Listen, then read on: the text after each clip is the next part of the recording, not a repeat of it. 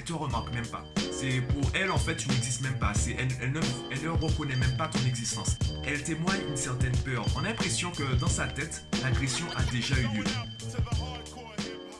Yo, récemment, en fait hier, je discutais avec une amie d'une situation qui t'arrive peut-être. La situation où des gens commencent à te parler, elles parlent et elles s'arrêtent pas de parler. Toi, t'as envie de soit de changer de sujet, soit d'arrêter la discussion et tu ignores comment leur faire comprendre gentiment.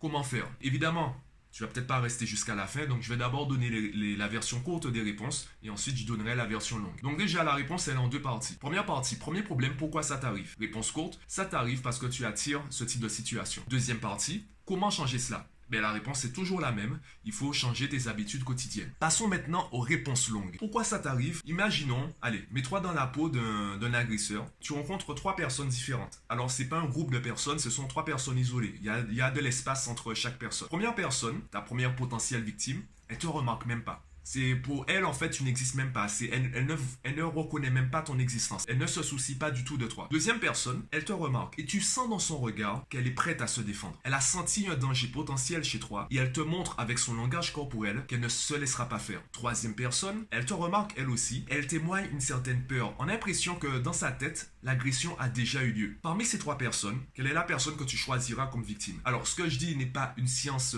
exacte, c'est pas une vérité universelle, ça fonctionne pas dans 100% des cas. Puisque là, je dis que ce sont des personnes que tu croises à différents moments. Chaque personne représente 100% de la situation.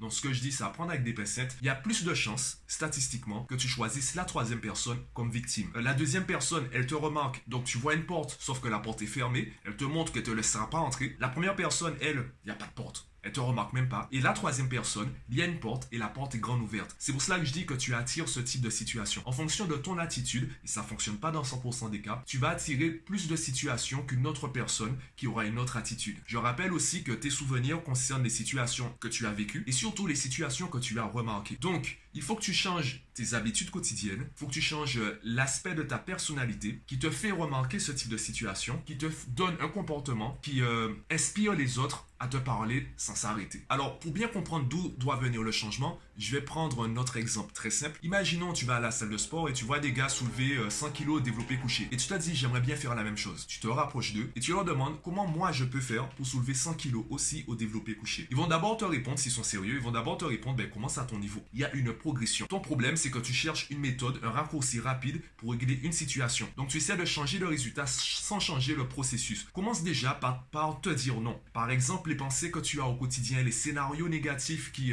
prennent entre guillemets possession de ton esprit, voire de ton corps, les scénarios négatifs qui te paralysent le soir quand tu es dans ton lit et que tu refais ta journée ou quand tu penses au lendemain, prends l'habitude déjà de te dire non. J'ai pas envie de penser à ça. Prends l'habitude de dire non aux pensées négatives que tu as. Et en fonction de ta progression, en fonction des habitudes que tu vas changer, je ne peux pas te donner toute la solution puisque faut vraiment personnaliser les méthodes. Mais avec l'habitude et la progression, tu auras juste à jauger le niveau de changement que tu veux. Parce que le but, c'est pas forcément d'être détaché et d'être la première personne en fait, de ne même pas remarquer ce type de situation. Parce que parfois, être dérangé, c'est aussi une bonne nouvelle. Je prends l'exemple quand tu es à ton boulot, tu es tellement dans ton travail que tu te rends pas compte que ça fait un moment que tu n'es plus productif, que tu es négatif, que tu commences à stresser.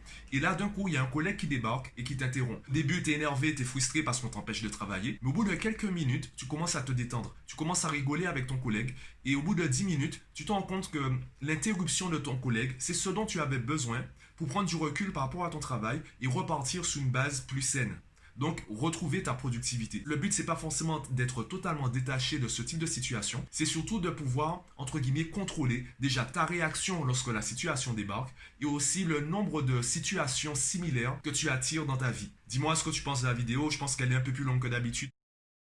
Dis-moi ce que tu en penses en commentaire. Je pense rajouter des sous-titres également. Dis-moi si ça alourdit ou si c'est beaucoup plus simple pour comprendre la vidéo. Dis-moi tout ça en commentaire et je te dis à la prochaine.